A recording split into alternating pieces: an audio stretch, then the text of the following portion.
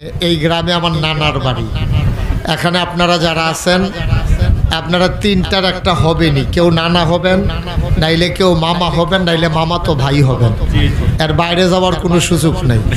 সুতরাং আমি বোঝা গেল আপনাদের দূরের কোনো মানুষ না, আত্মীয় মানুষ। আমাকে একটু সুযোগ করে দিতে হবে। আমি এই মাহফিলটা রাখার সময় কর্তৃপক্ষকে জিজ্ঞেস করেছিলাম যে জায়গা আছে বড়। ওনারা বলছে বিরাট বড় জায়গা। বিরাট বড় যে এরকম আমি বুঝি নাই তখন। এখন থেকে মাহফিল রাখার আগে লুক ফাটাইতে হইব, জায়গাটা চাইয়াইয়েন। ওনারা এটা আপনারা এমন একটা আয়োজন করলেন, বাড়ির ভিতরে আইনা রাস্তার পার্শ্বে কোথাও করা যেত, মাদ্রাসা মাঠে করা যেত। এখন এই বাড়ির মাহফিল দেখে বাইতে করণ লাগবো, এটা তো কেমন কথা। আচ্ছা যাই হোক, এখন যেহেতু তারা দাওয়াত দিছিল ঘর ফিসে একজন, আপনারা আইয়া পড়ছেন হাফটা, সমস্যা হয়েছে। এটা আর নাইলে এত সমস্যা ছিল না।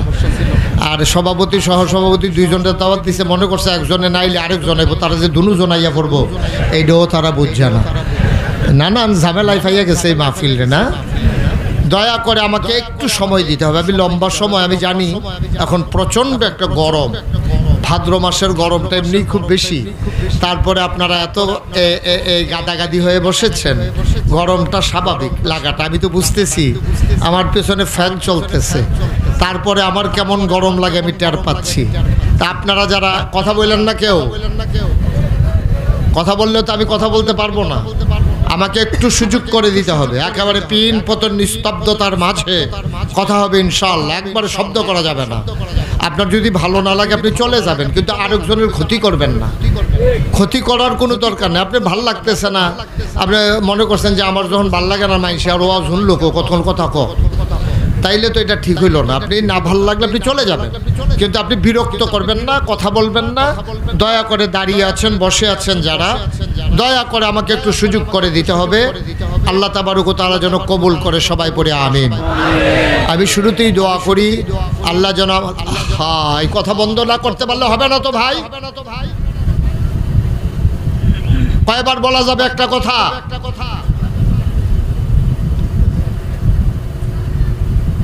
আল্লাহ তাবারক ওয়া তাআলার দরবারে আপনাদের জন্য দোয়া করি, এই গরমের মাঝে আপনারা যারা এসে হাজির হয়েছেন, আল্লাহ যেন এই আশা বসা আমাদের সকলের জন্য কিয়ামতের ময়দানে নাজাতের উসিলা বানিয়ে দেন।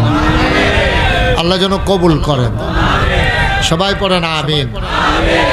তো আমরা কোরআনুল কারীম থেকে 30 পারায় সূরা বুরুজের 2টা আয়াত আমি তেলাওয়াত করেছি।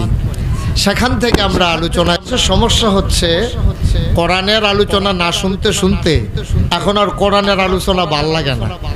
আমাদের দেশে গান, গজল, নাচা নাচি, নর্তন কুর্দন, লইয়াফরণ, এইটা আমরা দেশে এখন খুব বেশি ওয়াজের নাম দিয়া প্রচলন, ঠিক কিনা বলেন?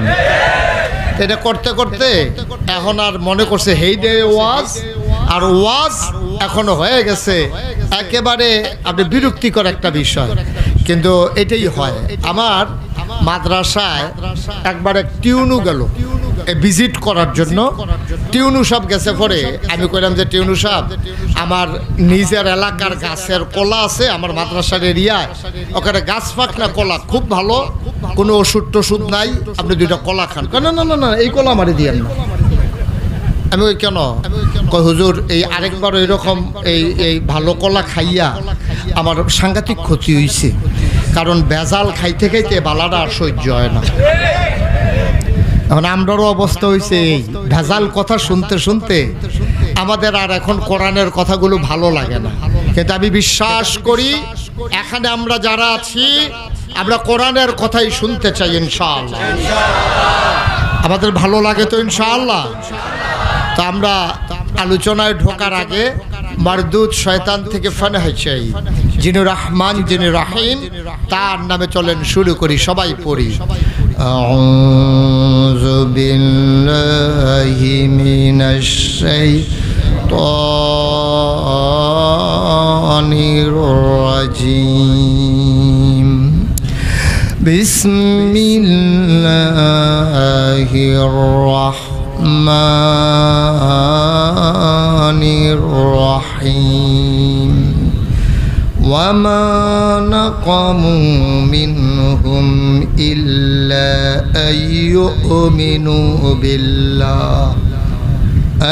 يؤمنوا بالله العزيز الحميد الذي له ملك السماوات والأرض والله على كل شيء شهيد কুরআনুল কারীমের 30 পারায় সূরা বুরুজে আমার আল্লাহ তাবারক ওয়া তাআলা বলেন ওয়ামা নাকামু মিনহুম, তাদের কোনো অপরাধ ছিল না, ইল্লা আইয়ুমিনু বিল্লাহ, একটাই ছিল অপরাধ, তারা আল্লাহর উপরে ঈমান এনেছে যিনি প্রশংসিত মহাপরাক্রমশালী। বলেন সুবহানাল্লাহ। ১,৫০০ বছর আগে আল্লাহ রাব্বুল আলামিন এই দুনিয়ার ভিতরে যখন নবীকে পাঠালেন, আল্লাহ নবী এসে তার দায়িত্ব পালন শুরু করে দিলেন। নবীদের দায়িত্ব হলো অন্ধকার থেকে মানুষকে আলোতে নিয়ে আসা, গোমরাহি থেকে হেদায়েতে নিয়ে আসা, কুফর থেকে ইসলামে নিয়ে আসা, পথ হারা মানুষগুলোকে পথ দেখানো। এটাই হচ্ছে নবী এবং রাসূলদের কাজ। ১,৫০০ বছর আগে যিনি এসেছিলেন আমাদের জন্য নবী হয়ে, এই নবীর 3টা উপাধি, 3টা লকব।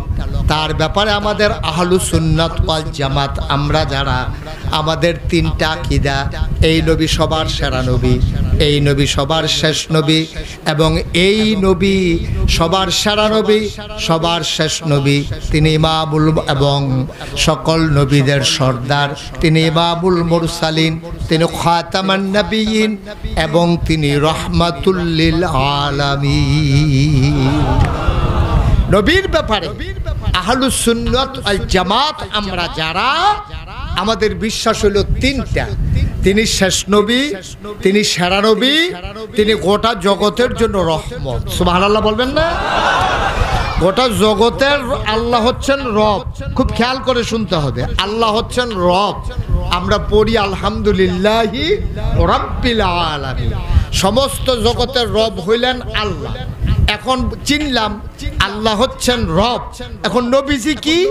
আল্লাহ তাবারক ওয়া তাআলা এটা ১,৫০০ বছর আগে জানিয়ে দিলেন যে তোমরা জানতে চেয়েছো আমি হইলাম রব, আর আমার নবী হইল রাহমাতুল লিল আলামিন।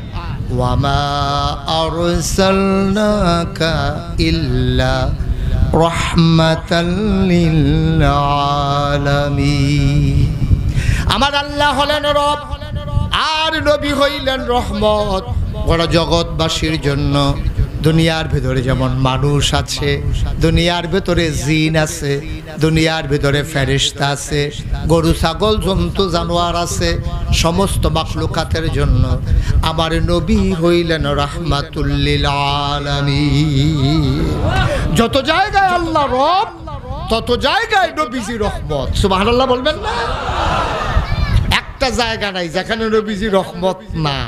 যত জায়গায় রব আল্লাহ, আর ঠিক তত জায়গায় রহমত আমার নবীজি। সুবহানাল্লাহ বলবেন না? জোরে বলেন সুবহানাল্লাহ। এই নবীজি ১,৫০০ বছর আগে এই দুনিয়াতে তাশরীফ এনেছেন। এখন নবীদের কাজ কি আমি বলছিলাম, নবীদের কাজ হলো অন্ধকার থেকে মানুষকে আলোতে নিয়ে আসা, গোমরাহি থেকে হেদায়েতে নিয়ে আসা, কুফর থেকে ইসলামে নিয়ে আসা। সব নবীরা এই কাজটা করছে এবং তারা সততার সাথে করছে। তারা শুধু মুখে বলে নাই, তারা অন্তরে বিশ্বাস করছে, কাজে প্রকাশ করছে।